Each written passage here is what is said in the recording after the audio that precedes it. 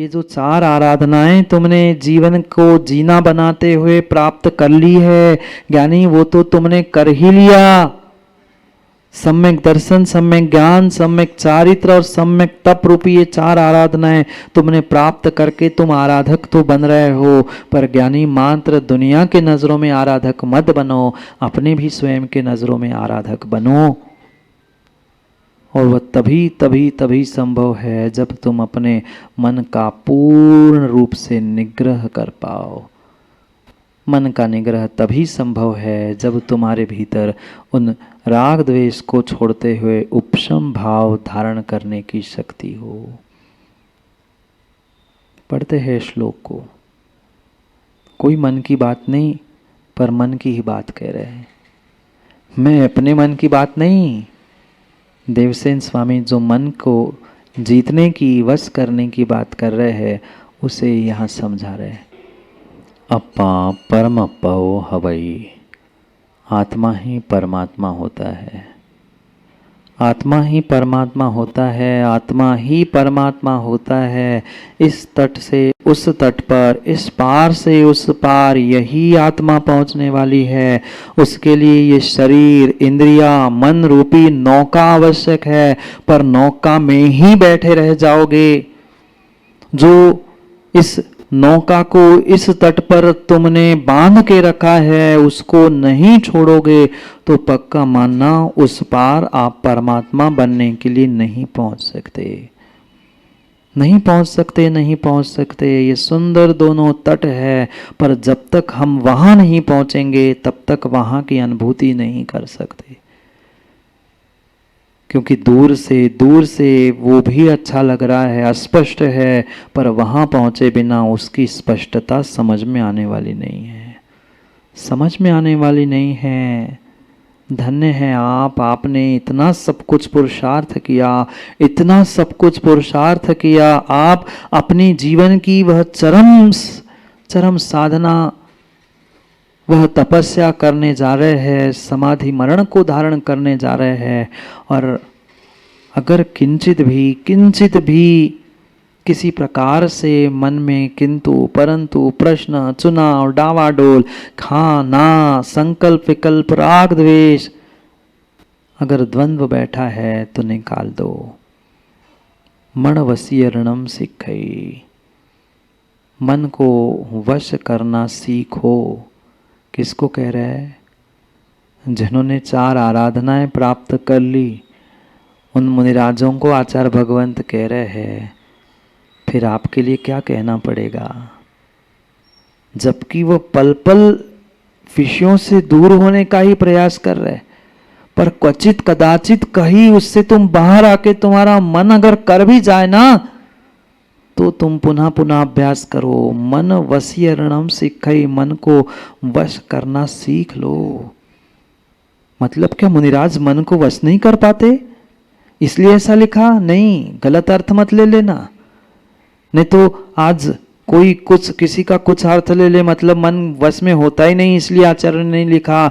मन को तो वे वश में कर रहे हैं, पर फिर भी कभी कभार छठे गुणस्थान से 7वें और 7वें से छठे इस दोलायमान स्थिति में, छठे में आकर प्रमाद सताने लग जाए।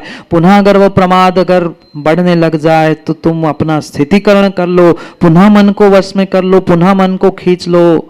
क्योंकि जेण वशीयेण मणुआणम राय दोषोणा संति, क्योंकि मन को जितने % आप वश करोगे, जितना उसका वशीकरण होगा ज्ञानी, उतना ही मनुष्यों के राग द्वेष नष्ट होते जाएंगे। आप मनुष्य हो क्या? बोलो अंकित भाई, मनुष्य हो क्या? सो कॉल्ड, तथाकथित, कहने के लिए तो है, हकीकत पता नहीं है।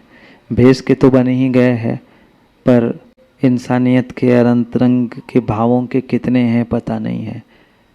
मनुष्य हो, अगर सही मायने में जीवन में कुछ प्राप्त करना है तो अपने मन को, अपने राग द्वेष को संभालने का प्रयास करो। मैं नहीं कह रहा हूँ, ना आचार्य भगवान कह रहे हैं कि तू 100% साफ करके आज ही परमात्मा बन जाओ।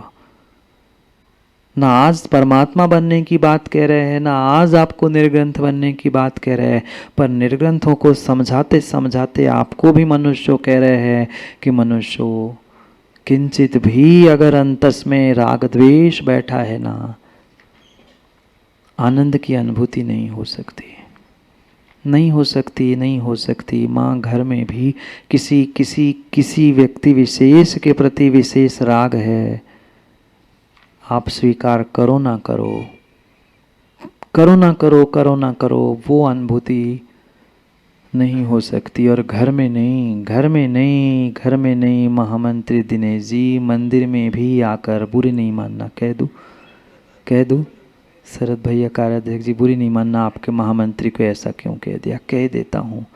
मंदिर में आकर भी अगर हमें चंद्र प्रभु, आदिनाथ, महावीर, इनमें भी ये हमारी वेदी, आपकी वेदी, ये ऐसा वो वैसा किंचित भी अगर मन में आया ना, वो भी आपके लिए अहितकारी ही है।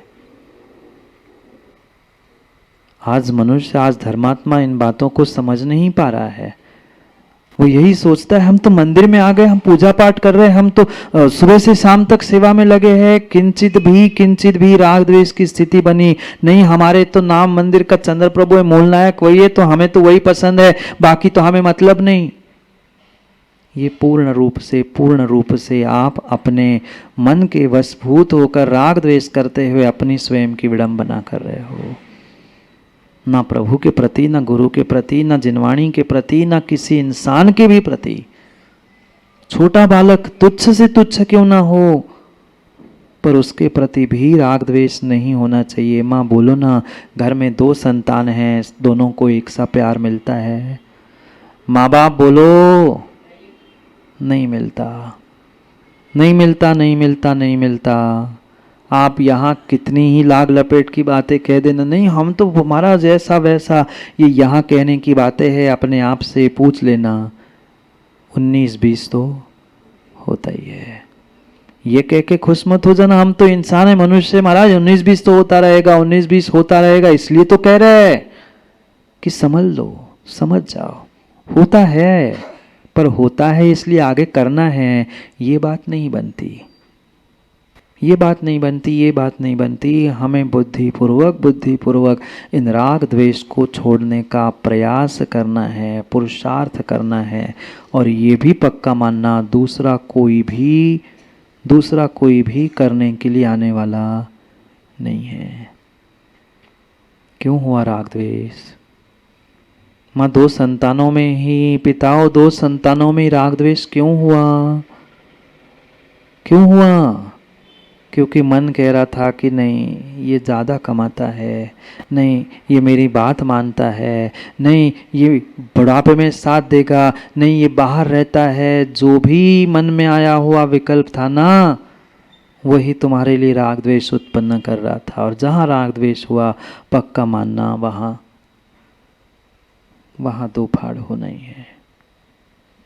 मत करो राग द्वेष, मत करो राग द्वेष। राग द्वेष नष्ट करने से ही तुम्हारी मनुष्य पर्याय धन्य होगी। और नष्ट नहीं कर पा रहे हो, कम से कम ही कर लो, कुछ कम कर लो, कुछ कम कर लो, कुछ कम कर लो। प्रतिदिन कुछ कम करने का प्रयास कर लो, पक्का है काम बन जाएगा, काम बन जाएगा, काम बन जाएगा। माँ, किसी से भी राग मत रखो, मत रखो, मत रखो। अभी कुछ दिन पहले ही आराधना सार ग्रंथ में ही आपने कथाएं सुनी होगी। सुकुमाल, सुकौशल, कौन दूसरा था? नहीं था, माँ और सगी भाभी ही थी जो खाने के लिए पहुंची थी। राग ही द्वेष को जन्म देता है, राग ही द्वेष को जन्म देता है। आप स्वीकार नहीं करोगे, पर माँ विश्वास मानना, जहाँ एक स्थान पर राग है, अपने आप दूसरे स्थान पर द्वेष है। आप प्रकट कर पाओ नहीं कर पाओ, स्वीकार कर पाओ नहीं कर पाओ, पर वहाँ है।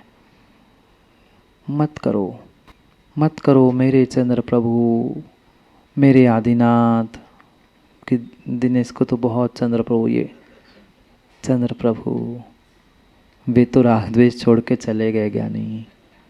हमें भी उनका ही मार्ग प्राप्त करना है, हमें भी उस पार पहुंचना है, उस पार पहुंचना है, उस पार पहुंचना है। पहले इस पार को छोड़ने का मन तो पक्का करूं, तभी तो कुछ काम हो पाएगा।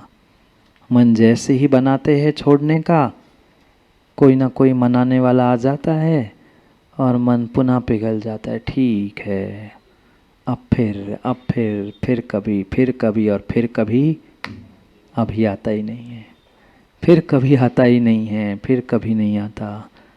अभी है सो है और कभी कभी नहीं होता। क्यों राग द्वेष को ठीक करूं? उस राग द्वेष को जीतने से क्या होगा? तेसिम नासे परमो समो ओ समवंतो जीवो। उस राग द्वेष को नष्ट करने से या उस राग द्वेष को ही कम करने से ज्ञानी परम उपशम भाव को प्राप्त होता है, परम उपशम भाव को प्राप्त होता है। आचार्यों ने सम्यक दृष्टि का पहला लक्षण ही कहा है प्रशम, अनुकंपा, आस्तिक। इतनी कषायों की, राग द्वेष की उपशमना और प्रशम मेरे पास है नहीं। हम दूसरों को दबाने का, दूसरों को तो उपशम करने का हम प्रयास करते हैं, पर अपने मन, अपने राग द्वेष, अपने विषय कषाय, उनको हम कितना दबा पा रहे हैं? नहीं दबाते दूसरों को, नहीं दबाते दूसरों को मोहित। हम बिल्कुल दूसरों को दबाने का प्रयास करते हैं, पर अपने राग द्वेष, अपनी कषाय, अपनी पापों को, अपनी विपरीत परिणति का उपशम करने का प्रयास नहीं करते। क्योंकि बिना उपशम किए, बिना प्रशम भाव किए सम्यक दृष्टि नहीं हो सकता, और सम्यक दृष्टि बने बिना, सम्यक दर्शन को प्राप्त किए बिना कभी सम्यक तप, और सम्यक तप क्या, सम्यक ज्ञान, सम्यक चारित्र भी नहीं हो सकता, नहीं हो सकता। ये प्राप्त करने वाले मुनिराजों को समझा रहे हैं यहाँ देवसेन स्वामी, ज्ञानी तुमने ये सब कुछ प्राप्त कर लिया है, पर ऐसा ना हो कि मात्र बाहर से प्राप्त कर लिया, मन पुनः उन विषयों में जा रहा है, मन पुनः राग द्वेष को प्राप्त कर रहा है, मन पुनः नहीं संभल पा रहा है। इसलिए पुनः कह रहे हैं मन को वश में करो, राग द्वेष कम करो, उपशम भाव प्राप्त करो, क्योंकि वही उपशमंतो जीवो मनस निग्रहम काउम। जो उपशम भाव को प्राप्त करेगा वही उस परम उपशम भाव से ही मन का निग्रह, मन का पूरा नाश कर पाएगा। और जो मन का नाश करता है वही नियम से मन पसरे निग्रही अप्पा परमाप्पा हवई। जो ऐसे मन का निग्रह करता है, मन को जीतता है, मन को समाप्त करता है, पक्का मानना वही आत्मा से परमात्मा बनने की शक्ति को प्राप्त करता है। मन के बिना भी आप परमात्मा नहीं बन सकते, और मन को साथ लेकर भी परमात्मा नहीं बन सकते। नदी पार कैसे करोगे?